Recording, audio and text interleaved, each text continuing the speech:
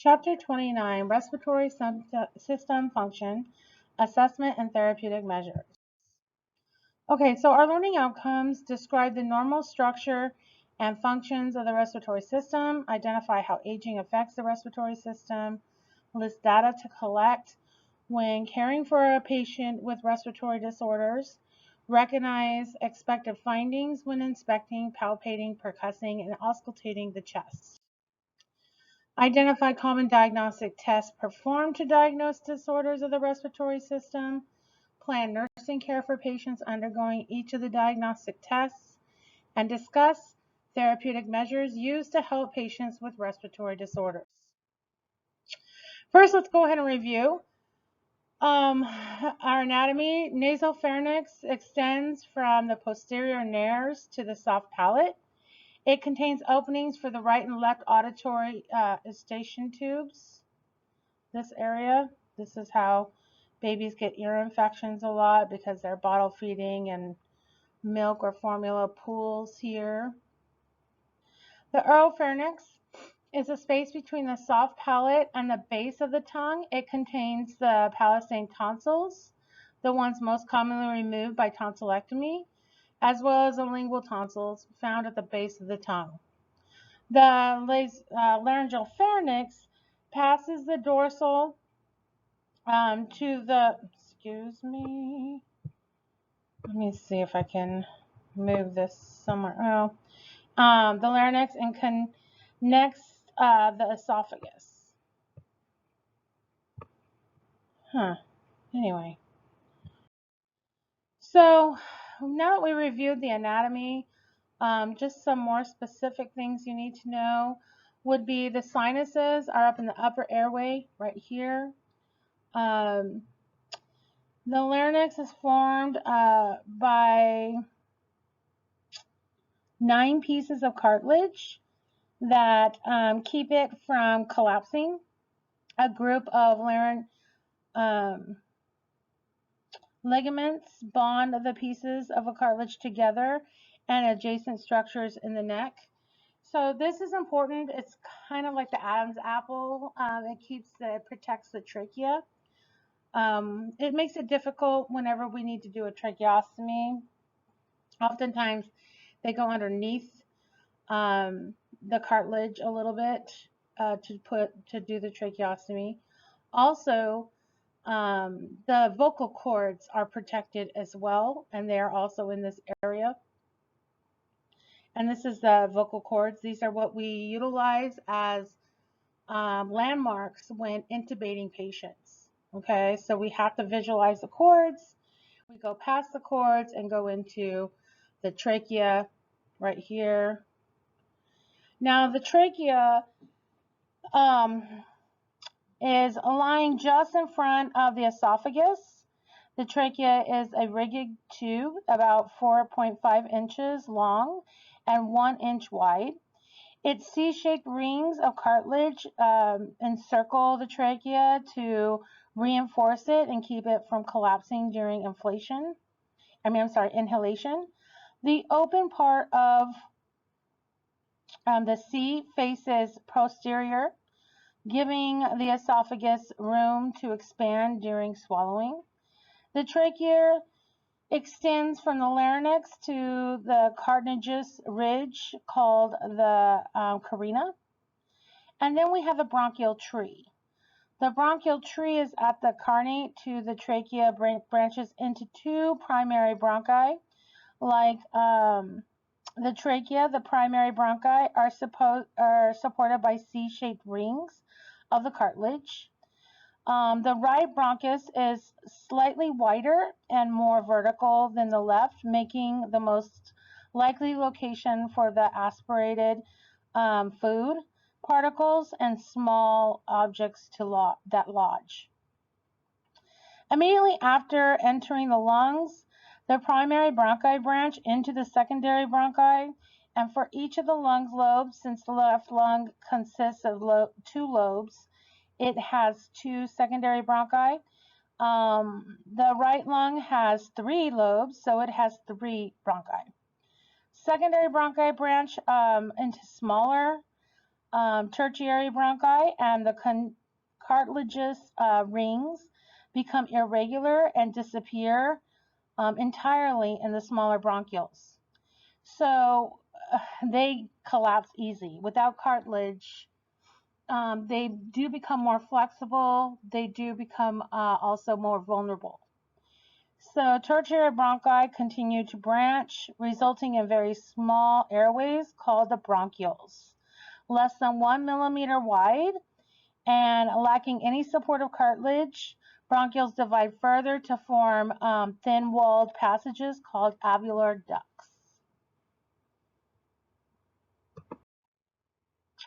So here we got the right lung, right? The right lung is shorter, broader, and larger than the left lung. It has 3 lobes, the superior, middle, and inferior, and handles 55% of the gas exchange. The right lung contains 2 fissures, the horizontal fissure and the oblique fissures. So you see how one goes diagonal and one goes straight across. So the top of the apex of each lung extends about 1/2 inch above the first rib. Okay.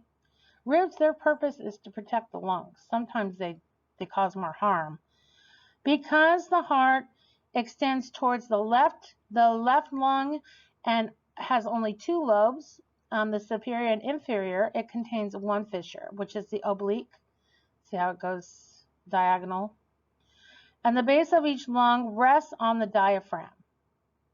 Here's the diaphragm.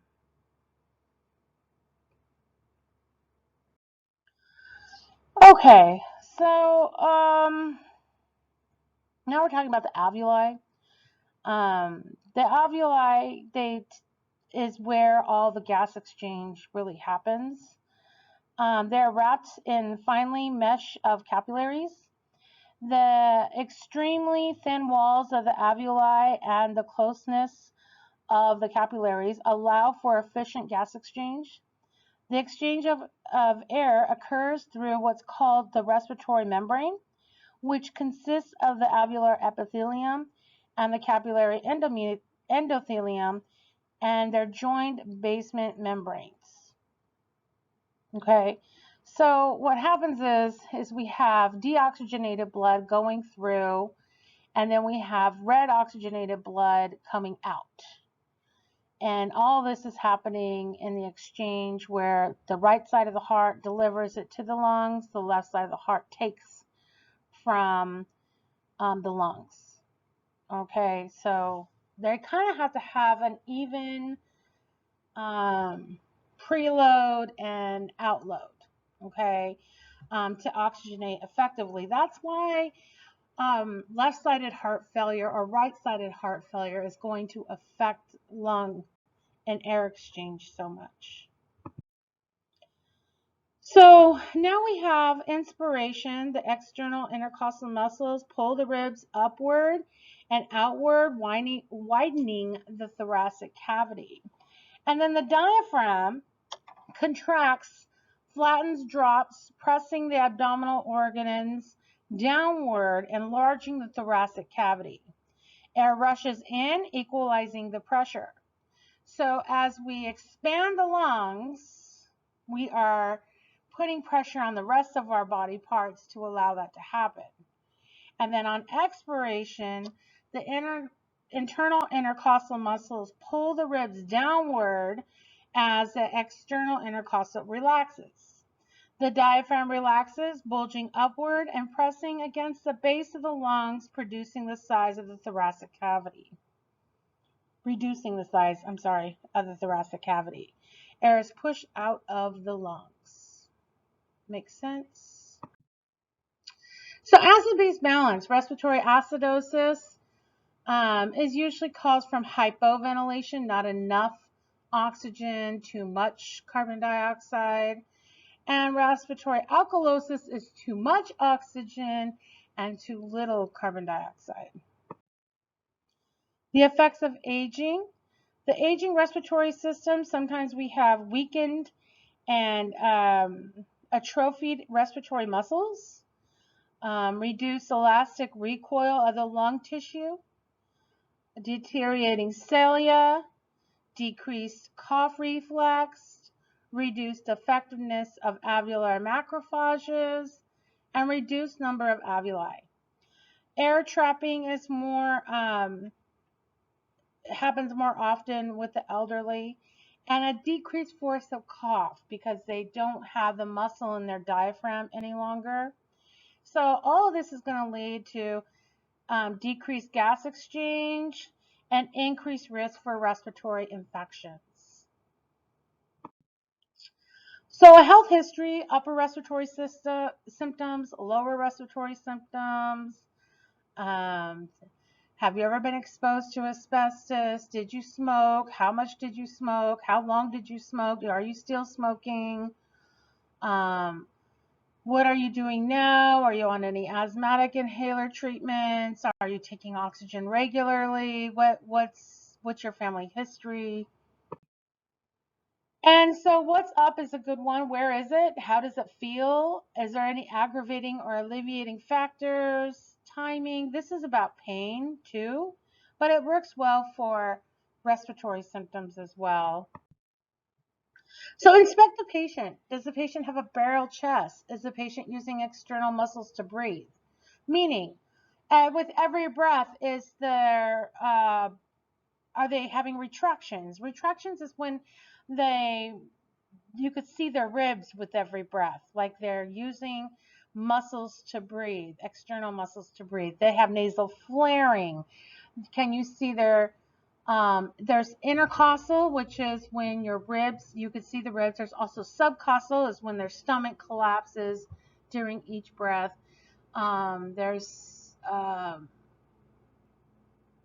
Yeah, so that's basically retractions. I'll have to show it to you, but like this guy right here, if you could see his clavicle. This is called subclavicle retractions. If you could see those with every breath, that's a problem, you know. And I'm not talking about you're so thin that they stick out all the time. No, that's not it. Whenever you see a breath and then you see those intercostal areas because they're using all this muscle to breathe, that's a problem. Also, color. Are they turning gray, blue, purple? And also pay attention to the membranes. It's not always skin. By the time it gets to the skin, it's already pretty advanced. So now we look at the respiratory rate and rhythm and the chest shape. Remember I was telling you barrel shaped is usually from long-term COPD because of using external muscles for so long. Sinuses, we want to palpate. If you've ever gone into the doctor because you have a headache and your face feels like it's going to explode, the first thing they do is push down on it kind of rough, and it makes you jump because it hurts so much. That's a sinus infection, okay? That's their sign. Respiratory excursion and crepitus. Crepitus is when you push down on something and you feel like Rice Krispies, like air gets trapped even in the skin sometimes. That's usually a really, really advanced sign as well. Percussion, resonance, hyperresonance, and dull and flat. So if they suspect that you have fluid trapped in your lung space, they may try to percuss the lower areas and see if they can determine if that it's a different sound made when percussed. Auscultation. I want you to take note about all the different areas that you would listen in the front. Up here is obviously not where the lungs are, but we can hear fluid phlegm that's trapped in these areas. So sometimes if the patient has to cough, you're going to hear these wheezing, gurgly sounds throughout the whole lung fields, and you'll have to tell the patient you need to cough before you start. Okay. And then, of course, you might want to listen underneath the armpits because sometimes you can get good adventitious lung sounds. Now, you see down here, this is what I don't understand. And I will call you on it every time you do it. We don't have lung sounds past 7. This all the way to 8, you're listening to the kidneys. So don't do that. Listen to 7, maybe 6 or 7. Around the bra line is where we're listening, okay? Any further than that, you're listening to kidneys. Yeah, so keep that in mind. Adventitious breath sounds, crackles, coarse or fine, wheezes, stridor, friction rub, diminished lung sounds, and absent lung sounds. You see, whenever we're listening to asthmatics, we hear wheezing, and we usually find that to be a good sign because wheezing means that there is still gas exchange. Um, when you don't hear wheezes on an avid asthmatic, likely they are not having any gas exchange, and that's a medical emergency. Lab tests to complete are your CBC, ABGs, D-dimer, culture and sensitivity, oxygen saturation, and capnography. Capnography would be your CO2. Capno means carbon dioxide. Like if you're capnic, you're reliant on um, your capnic drive means you're relying on your CO2 levels to take a breath. And as we know, CO2 is not a drive any longer for COPD patients. So they're oxygen driven to breathe. So your diagnostic tests is your chest x-ray, your CT scans, ventilation perfusion scans, pulmonary function studies, pulmonary angiography, and bronchoscopies.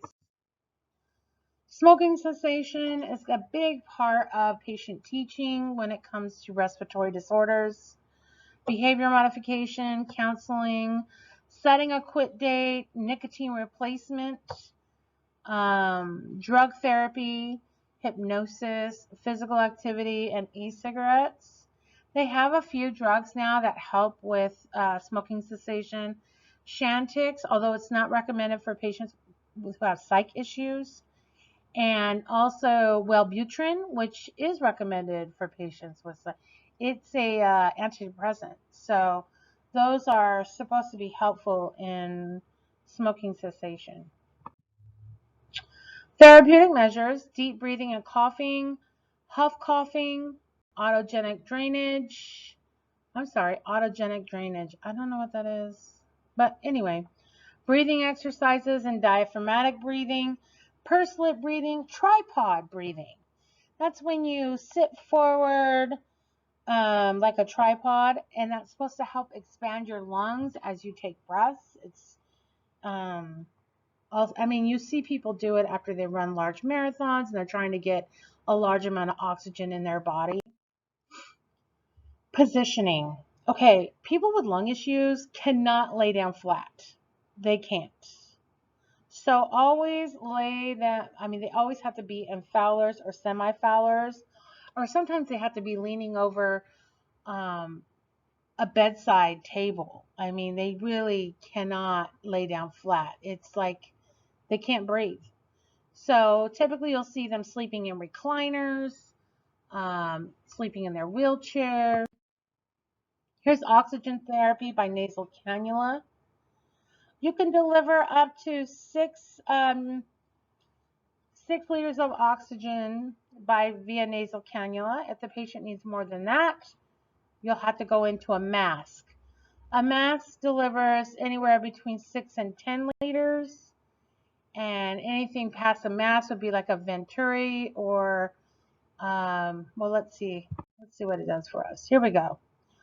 A non-rebreather mask has a little balloon at the end of it for an oxygen overflow storage. These are partial rebreather masks. They're kind of the same thing technically, but these are important if you want to deliver large amounts of oxygen. Like if somebody was on 100% oxygen, they would have to be put on a non-rebreather or Venturi mask. Because a nasal cannula and a simple surgical mask are not going to cut it.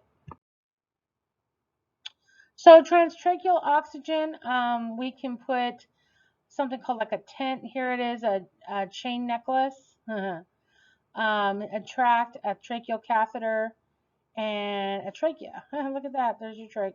So typically we can deliver oxygen pretty effectively by just putting it through this tube and into the trach. Uh, Sometimes whenever people are on tracheas, they have to be intubated as well.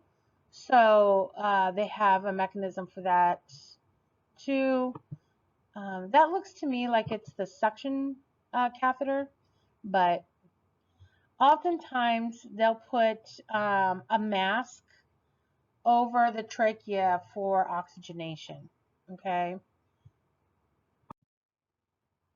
Here's a nebulizer treatment. We give out a lot of these. Um, some patients are on like every 6 hours for asthmatic relief. Meter dose inhalers. It's important that you wait 2 minutes in between each inhaler.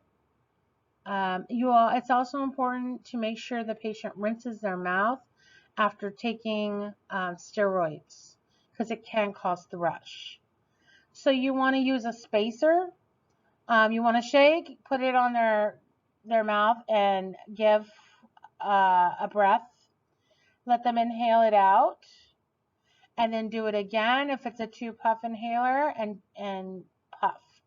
Okay, so you always want to give the bronchodilator before giving the steroid, okay? Because that will help the patient expand their lungs so they could take the steroid and get more surface area covered with steroid. It just makes it more effective. Just make sure after the steroids and in between each steroid and inhaler, there's at least 2 to 5 minutes. There you go. There's our spacer. All right, so an incentive spirometer typically used when we want patients to expand their lungs, usually after um, surgery to prevent pneumonia or during pneumonia to help facilitate air exchange and to help decrease atelectasis. Um, they're always a good thing to have, and for most patients that are going to be not moving around very much for a couple of days, because all these patients are going to be at risk for pneumonia. So pretty easy. You're trying to suck air in. It's measuring how much air, it's gauging how much, and you want to tell the patient to try to get more and more each time they do it. That way, it's like a competition. It's kind of an inside joke. Like all they need to do really is deep breathe and cough. But we tell them, oh no, keep trying to get your lungs, more and more expanded, and that helps them take deeper breaths, right? It helps them take breaths more often because now there's a goal. Oh, and these are chest physiotherapy where you do percussions on the back to try to loosen up phlegm and so it can get coughed up. Vibratory positive expiratory pressure, that's your PEP. That's basically air that keeps the alveoli a little bit open. Okay, I don't know what this is. Other measures are high frequency chest wall auscultation of the vest and a thoracentesis. So if you believe that there's fluid in the pleural space, oftentimes we have to get that drained out so that the lung can expand. Chest drainage is indications would be a pneumothorax or a pleural effusion or pleurisy or an infection of the pleural space or fluid or trauma or any kind of thing could be an indication that there's putting tension on the lungs and we need to empty out the pleural space. A chest tube inserted will help drain any fluids. If it's air that's causing the lung to collapse, then we put it higher. We put the chest tube higher so the lung can expand. It's a drainage system just like a catheter or anything else. We need to keep it lower than the chest wall at all times. We want to make sure that the air leak chamber isn't showing any bubbles. We want gentle titling in the tidal section portion. We want to see, keep it upright. Don't let it fall over. It needs to be strapped to the frame of the bed. Um, and no dependent loops. We can't do any milking. Those are just common NCLEX situations that might come up. Here it is, water seal chamber, suction chamber. This doesn't really do it justice, but the drainage goes here and collects in these three. And we measure them each shift for intake and output. It is part of the intake and output. So we need to get data collection. We need a patient. We need tubing. We need a drainage system. We need to fill up the water seal chamber with the water provided. It's usually it's not sterile water or anything. We can use tap water, but it's got like a blue tinge to it, so you could see fluctuations, because usually it's a white. It's just harder. It's easier to see when the water's blue. The tracheostomy is a tube inserted into the opening of the trachea to maintain patency. Indications would be like, say their throat got swollen, or they're going to be on a long-term ventilation system. We can't leave it through the oral area. We usually will put in a trach for long-term intubation. Suctioning, cleaning, and communication and teaching are all really important with trach care.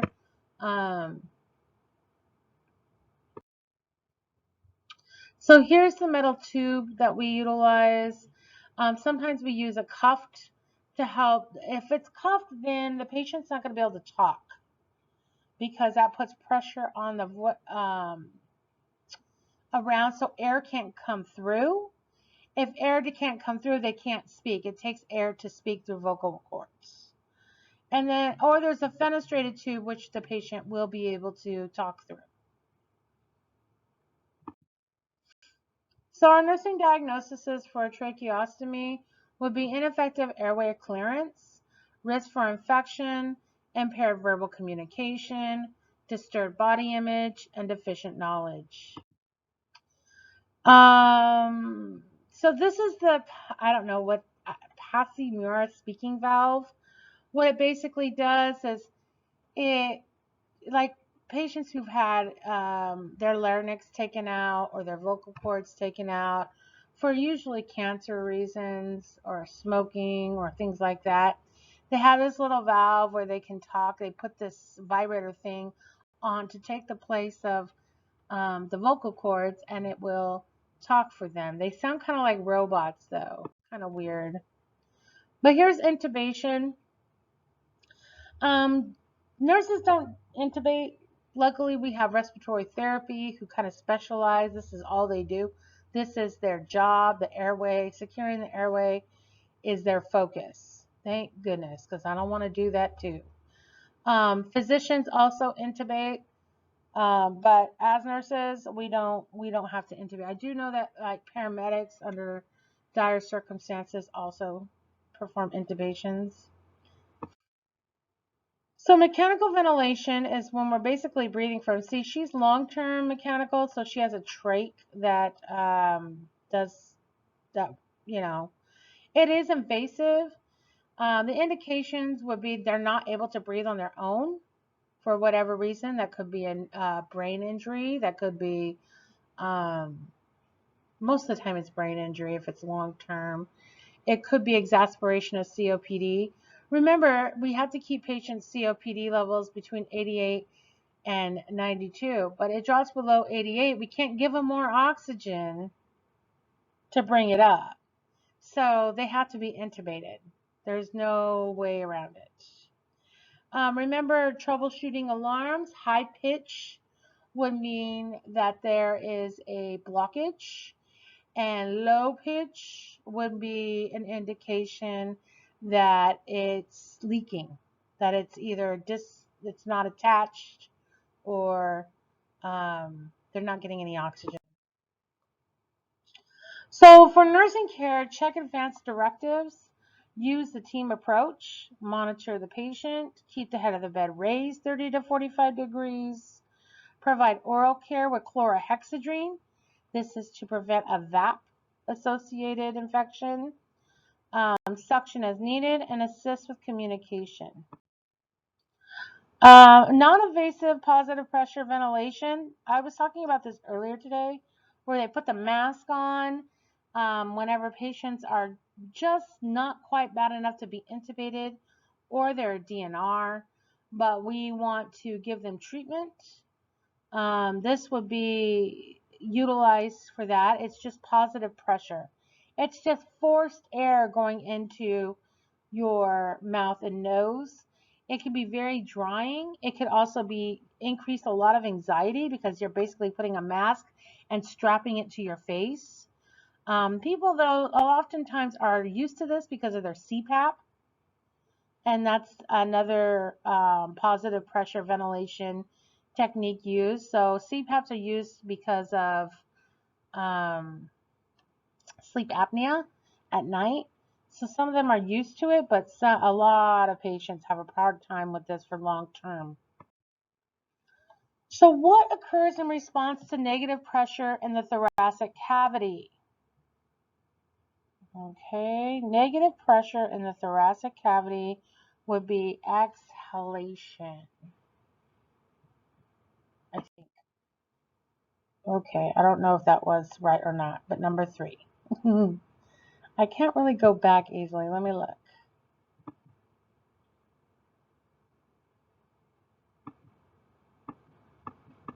No, it doesn't let me. Okay. Next one, which acid-base balance results from impaired respiratory function? Well, we know it's respiratory, and likely it's going to be acidosis, because remember, impaired means less oxygen, more CO2, and CO2 is the acid.